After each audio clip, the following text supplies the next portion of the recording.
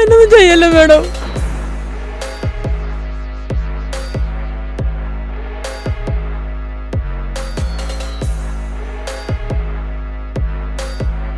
നീ അറിയാവുന്ന സത്യങ്ങളൊക്കെ പറഞ്ഞ കേസിൽ നിന്ന് ഊരിപ്പോകാനുള്ള വകുപ്പ് ഞാൻ തന്നെ ഉണ്ടാക്കി തരാം. ഓക്കെ, നിങ്ങളുടെ ഹോം നേഴ്സിംഗ് കമ്പനിയിൽ എത്ര സ്റ്റാഫുകളുണ്ട്? നിങ്ങൾ എന്തായി കാണിക്കുന്നേ? മിണ്ടാതിരടി.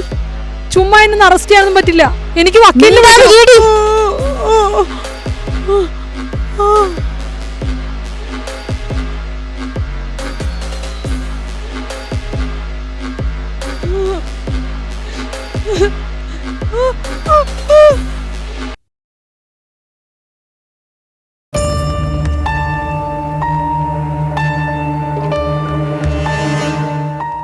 ഡാനി, നിന്നെ ഞാൻ വിളിക്കാതിരിക്കുമായിരുന്നു.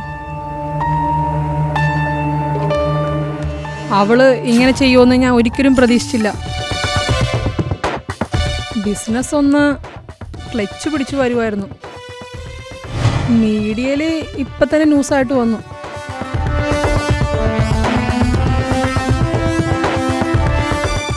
ഇരുപത്തഞ്ച് വീടുകളിൽ നിന്ന് ഇപ്പം തന്നെ സ്റ്റാഫിനെ പിൻവലിക്കേണ്ടി വന്നു. ഇങ്ങനെ പോയ എൻ്റെ ബിസിനസ്സൊക്കെ പൂട്ടേണ്ടി വരും. നീ ഇങ്ങനെയെങ്കിലും എന്നെ ഒന്ന് രക്ഷിക്കും. എടാ, എനിക്ക് മോളിൽ നിന്ന് നല്ല പ്രഷറുണ്ട്. നാളെ തന്നെ നിന്നെ ചോദ്യം ചെയ്ത് റിപ്പോർട്ട് സമർപ്പിക്കണമെന്ന ഓർഡർ. നമ്മൾ തമ്മിലുള്ള ബന്ധം വെച്ചാണ് നിന്നെ പോലീസ് സ്റ്റേഷനിലേക്ക് വിളിപ്പിക്കാതെ ഗസ്റ്റ് ഹൗസിലേക്ക് വിളിപ്പിക്കുന്നത്. മീഡിയ അറിഞ്ഞാൽ അറിയാലോ, എൻ്റെ കാര്യം പോക്ക. അത് തന്നെയല്ല, നമ്മൾ തമ്മിലുള്ള ബന്ധം ആരെങ്കിലും പൊക്കിക്കൊണ്ട് വന്ന അന്വേഷണ ചുമതലയിൽ നിന്ന് എന്നെ മാറ്റി വേറെ ആരെങ്കിലും അപ്പോയിന്റ് ചെയ്യും. പിന്നെ നിന്റെ കാര്യം പോക്ക. നീ ഒരു കാര്യം ചെയ്യ്, ഇന്ന് തന്നെ ഗോസടി പാലത്തിന്റെ താഴെയുള്ള ഗസ്റ്റ് ഹൗസിലേക്ക് വാ. പിന്നെ 2nd ഫ്ലോർ ആണ് കേട്ടോ. അവിടെ PC പ്രീതയുണ്ടാവും. നിനക്കറിയാവുന്ന എന്ത് കാര്യമുണ്ടെങ്കിലും അവളോട് പറ. ബാക്കി നമുക്ക് വരുന്നിടത്ത് വെച്ച് നോക്കാം. അപ്പോ നീ ഉണ്ടാവില്ലേ? ഞാൻ അങ്ങോട്ട് എത്തിക്കോളാം. ഓക്കെ? ശരിയടി. Okay okay.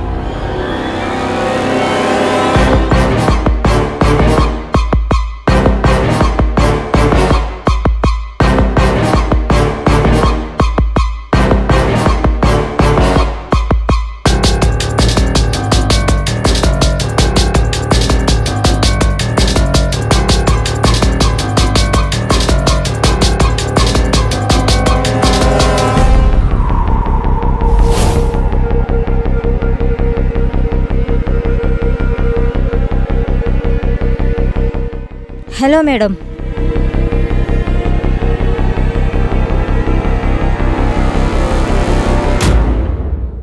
അത് കുഴപ്പമില്ല മേഡം, നമ്മളെത്ര കണ്ടിരിക്കണ്.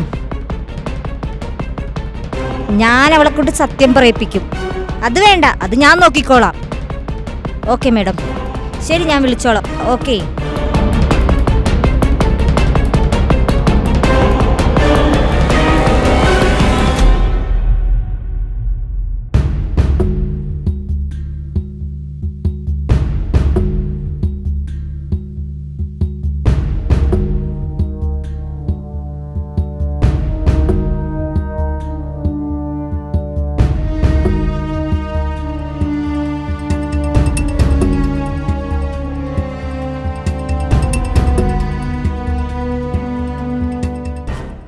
ഡാനി പറഞ്ഞിട്ട് വന്നതാണ്.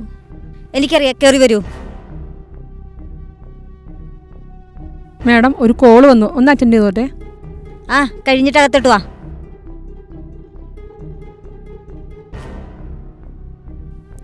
മാഡം ആ, കയറി വാ. ആ ഡോർ അങ്ങ് അടച്ചേക്കേ.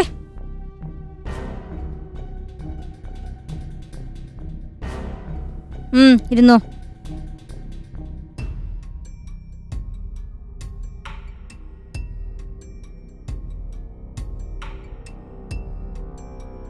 ഡാനിയുമായിട്ട് എങ്ങനെയാ പരിചയം? ഞങ്ങൾ വിക്ടോറിയ ഒന്നിച്ചു പഠിച്ചതാ. അതുതന്നെയല്ല, എൻ്റെ പല ബിസിനസ്സിലും മാഡം കൂടി പാർട്ട്ണറാണ്. ഈ കേസിനെ കുറിച്ച് അറിയാമല്ലോ അല്ലേ? ഈ മരിച്ച വ്യക്തി ഇന്റർപോൾ അന്വേഷിക്കുന്ന ക്രിമിനലാണ്.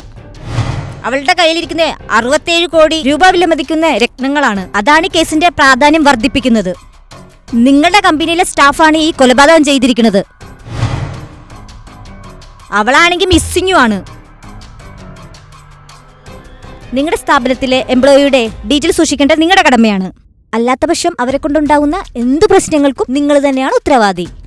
അങ്ങനെ നോക്കുമ്പോൾ ഈ കേസിൽ നിങ്ങളാണ് കുറ്റക്കാരി. പേഴ്സണലായിട്ടൊരു കാര്യം ചോദിക്കട്ടെ, ഡാനി മാഡത്തിന് നിങ്ങളുടെ ഈ ഹോം നേഴ്സിംഗ് കമ്പനിയായിട്ട് എന്തെങ്കിലും ബന്ധമുണ്ടോ? ഇല്ല, കൊച്ചിയിലെ ബിസിനസ്സിനൊന്നും ഡാനിക്ക് ഷെയർ ഇല്ല.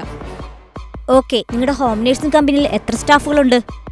ഏകദേശം ഒരു 270ഓളം സ്റ്റാഫ് ഉണ്ടാവും. ഇവരുടെ എല്ലാം ബയോഡേറ്റയും ഡീറ്റെയിൽസും ഉണ്ടോ? ഇപ്പം എല്ലാവരുടെയും ഉണ്ട്. എമർജൻസി സിറ്റുവേഷൻ മാത്രം ചിലവരുടെയൊന്നും ഡീറ്റെയിൽസ് സൂക്ഷിക്കാൻ പറ്റിയിട്ടില്ല. അത്തരത്തിലുള്ള ഒരാളാണ് ഈ റോസി. റോസി അപ്പോൾ എമർജൻസി ആയിട്ട് വരുന്ന സ്റ്റാഫ് അല്ലേ? നിങ്ങളെങ്ങനെ ഈ സ്റ്റാഫുകളെയൊക്കെ എടുക്കുന്നത്?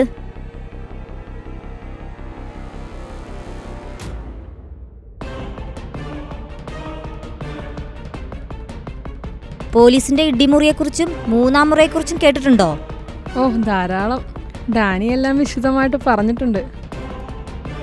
ഞാനിത് പറയാൻ കാരണം റോസി ഒളിവിലാണ്. അവളോടൊരു ഫോട്ടോ പോലും നിങ്ങളുടെ കയ്യിലില്ലല്ലോ. കൊല്ലപ്പെട്ട ആളുടെ ഭാര്യ കൊടുത്ത കേസ് പ്രകാരം ഹോം നേഴ്സിംഗ് കമ്പനിയുടെ ഓണർ കേസിൽ കുടുങ്ങും. അതായത് നിങ്ങൾ. ഡാനി SI എന്നുള്ള വിചാരങ്ങൾ മാറ്റിയേക്ക്. നിങ്ങളുടെ ഫ്രണ്ട്ഷിപ്പ് കാരണം മാഡത്തിന്റെ ജോലി പോകാനും സാധ്യതയുണ്ട്. എന്ത് ചെയ്യണം?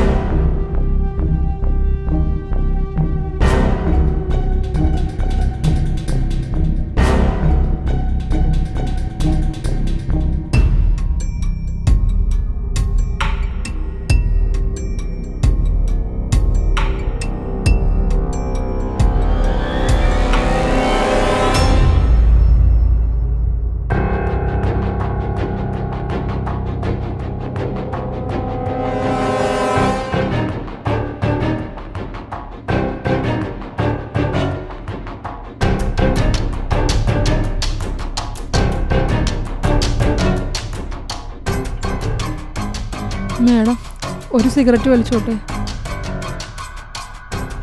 എന്തു പറ്റി?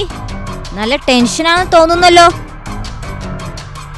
ആ, 2 പുകയൊക്കെ ഇട്ട് റിലാക്സ് ചെയ്തിട്ടിരിക്കേ. ദാ ഞാൻ വരുത്.